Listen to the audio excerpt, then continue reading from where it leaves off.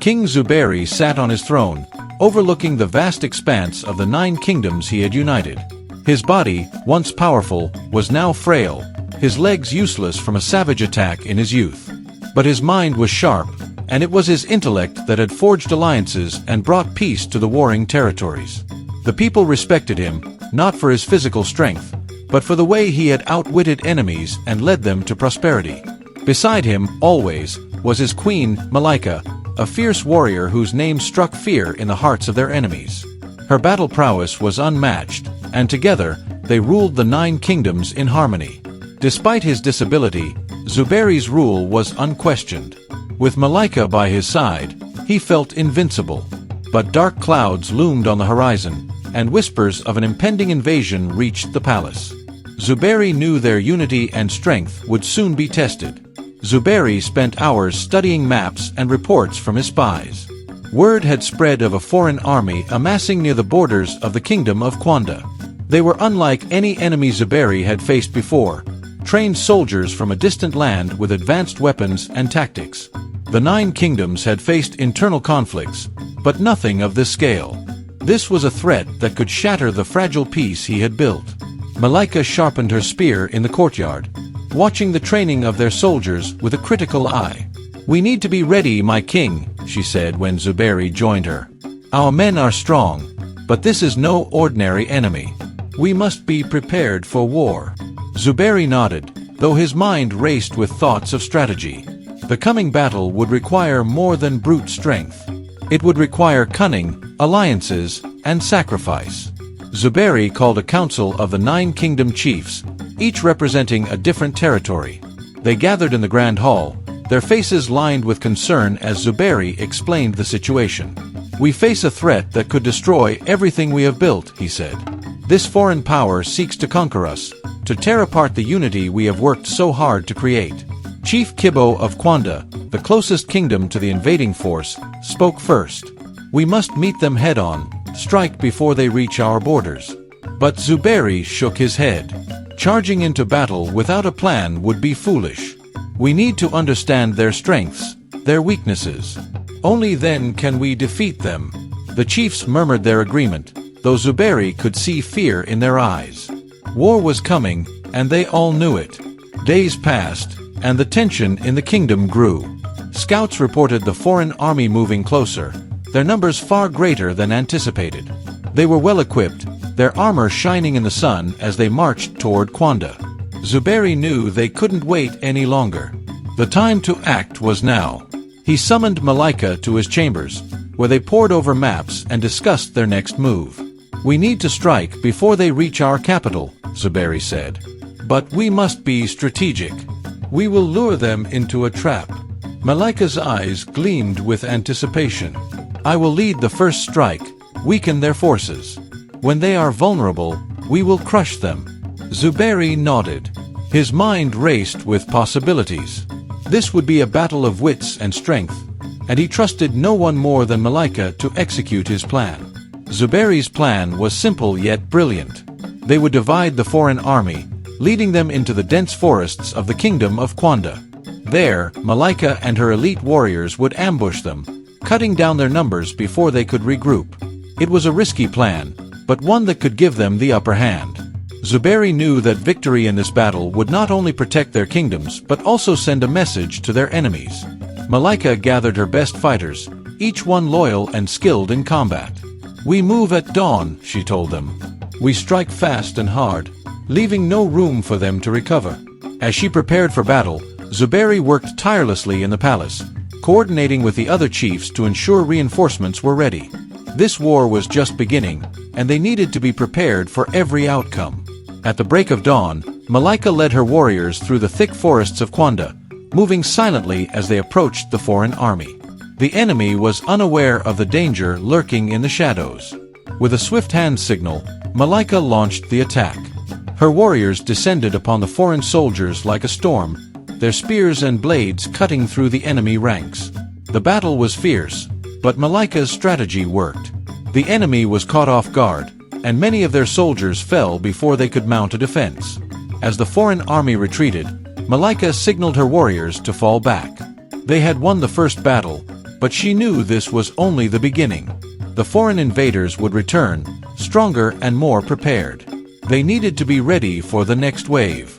Malaika returned to the palace, her armor stained with the blood of the enemy. Zubeyri greeted her with pride, though his eyes betrayed his worry. "We've won this battle, but the war is far from over," he said. "The enemy will regroup, and they will come back stronger." Malaika nodded, her body still tense from the fight. "Then we must be stronger," she replied. Zubeyri knew she was right. The foreign invaders were relentless, and their forces were vast. But he had faith in his people and his queen. Together, they would face whatever came next. As Zubeyri sat back in his throne, his mind raced with strategies and possibilities. The war had only just begun, and he knew that the fate of the 9 kingdoms rested on their shoulders. Zubeyri realized they couldn't fight this battle alone.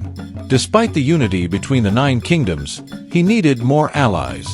There were tribes and factions outside their borders, powerful warriors who could help them in their fight. He sent emissaries to the neighboring kingdoms, offering alliances and promising rewards for their support. The message was clear: join us, or face the foreign invaders alone. Malaika, meanwhile, prepared for the next battle. She trained her warriors day and night, ensuring they were ready for whatever came next. "We will not be caught off guard," she told them. "We will be the storm that destroys our enemies." As the days passed, Zubeyri received word that several tribes had agreed to join their cause. The army was growing, but so was the threat. As preparations for the next battle continued, Zubeyri received troubling news. One of their own had betrayed them, feeding information to the enemy. The spy had been careful, leaving no trace of their treachery. Zubeyri called for a secret investigation, trusting only a select few with the task of finding the traitor. Every move had to be calculated. Any misstep could lead to disaster. Malaika, furious at the thought of betrayal, doubled her training sessions with the warriors. She knew that even one weak link could jeopardize everything they had built.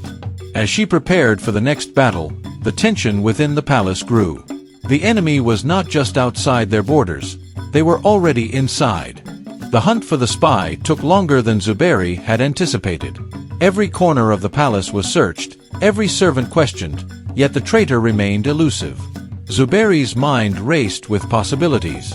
Could it be one of the chiefs? A soldier? Someone close to him?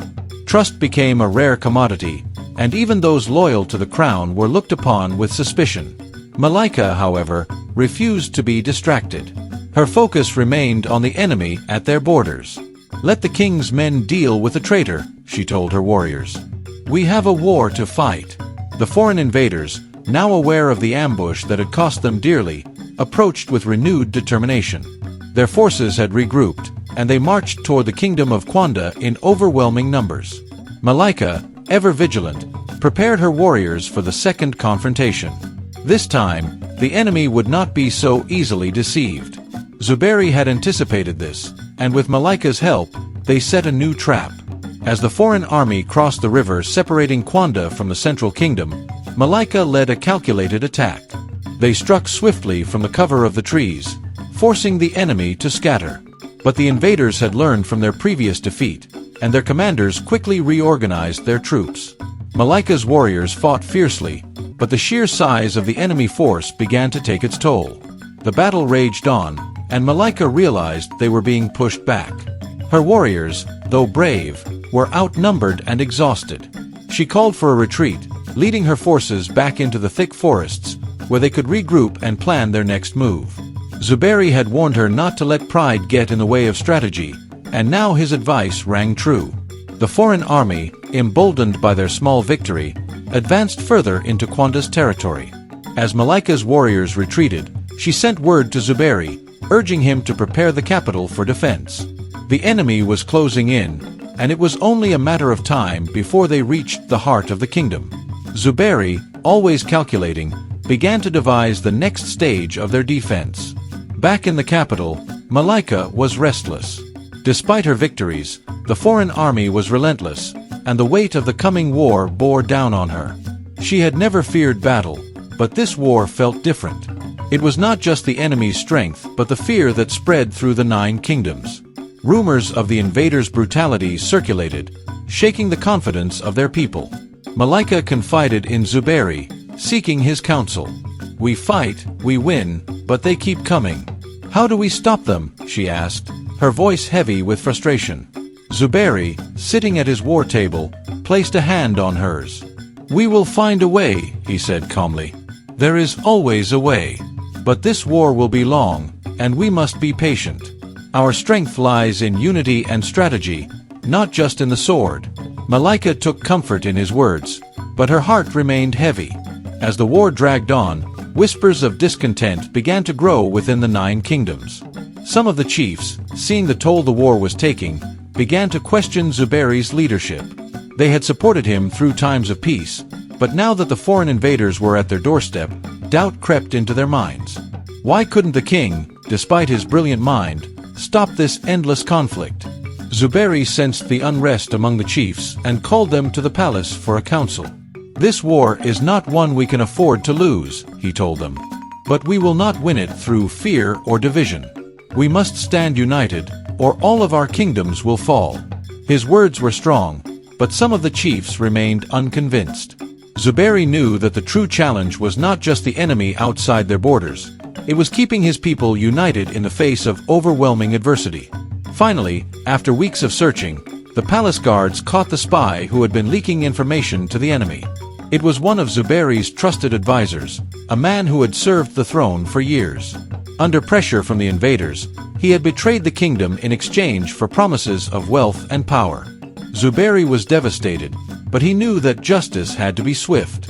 The spy was executed in the public square, and Zubeyri used the moment to remind his people of the importance of loyalty. "We face a powerful enemy, but it is betrayal from within that will truly destroy us," he declared. Malaika watched from the side, her eyes filled with anger and betrayal. Now that the traitor had been dealt with, they could focus on the true enemy, the foreign invaders who threatened their lands. As the war progressed, Zubeyri received more intelligence about the foreign army's leader. The invaders were commanded by General Tommaso, a ruthless and cunning strategist from a distant empire. He was known for his brutal tactics and had conquered several smaller kingdoms before setting his sights on Zubeyri's 9 kingdoms. General Tommaso had one goal: complete domination. Zubeyri knew that to win this war, he would need to outsmart Tommaso.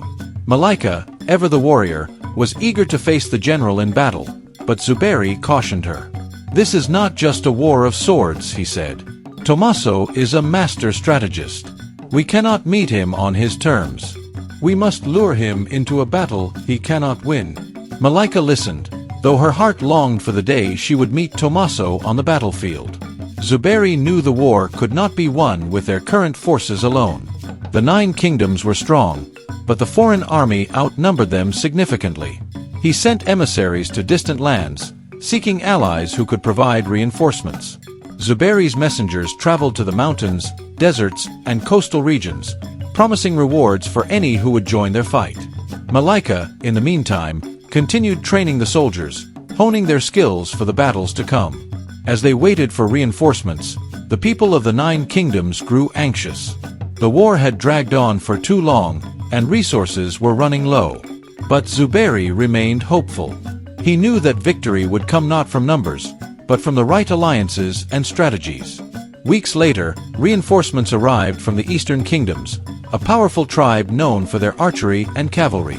Their leader, Chief Jabari, was an old friend of Zubeyri's father and had agreed to lend his forces in exchange for a future alliance. The arrival of these new warriors boosted the morale of the 9 kingdoms, and Zubeyri welcomed them with open arms. Malaika was impressed by the skill of the eastern warriors. She watched as they trained, their arrows flying with deadly accuracy and their horses thundering across the plains. "With their help, we stand a better chance," she said to Zubeyri. The king nodded, but his mind was already working on the next step of his plan. He knew that the final battle with General Tommaso was approaching, and everything they had fought for would be decided soon. As the combined forces of the 9 kingdoms and their new allies prepared for the next battle, word reached Zubeyri that General Tommaso had set a trap. The foreign army had retreated to a narrow canyon, where Tommaso planned to ambush Zubeyri's forces. It was a classic tactic, one that Tommaso had used to defeat many enemies before. But Zubeyri saw through the plan. "We will not fall into his trap," Zubeyri said. "Instead, we will turn it against him." He laid out his strategy for Malaika and the chiefs. They would lure Tommaso's forces deeper into the canyon, then block both ends, trapping the foreign army inside. It was a risky plan, but one that could turn the tide of the war. Malaika, as always, was ready to lead the charge. The day of the battle arrived, and Zubeyri's forces moved into position. As expected, General Tommaso's army waited in the canyon, ready to strike. But Zubeyri's plan was already in motion. Malaika led a small force into the canyon, feigning retreat as the foreign soldiers chased after them. Once Tommaso's men were deep inside, Zubeyri's warriors blocked the entrance with boulders and fire. Trapped in the canyon, Tommaso's army panicked. Arrows rained down from above, and Malaika's warriors struck from both sides.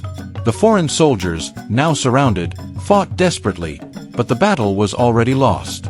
As the dust settled, Malaika stood victorious, her sword stained with the blood of their enemies. Zubeyri watched from a distance, his heart swelling with pride. But he knew that the war was not yet over. General Tommaso still lived. Will General Tommaso return? With tensions simmering and betrayal lurking around every corner, alliances will be tested, secrets will be unveiled, and the fight for survival will push them to their limits. What lengths will Tommaso go to reclaim his honor and turn the tide against Zubeyri? Prepare for a thrilling journey filled with unexpected twists, fierce loyalty, and the relentless pursuit of redemption as we await the part 2 of this story. Thanks for watching, and I hope you enjoyed this episode. Kindly share, subscribe, and hit the bell button to get notified when the part 2 drops.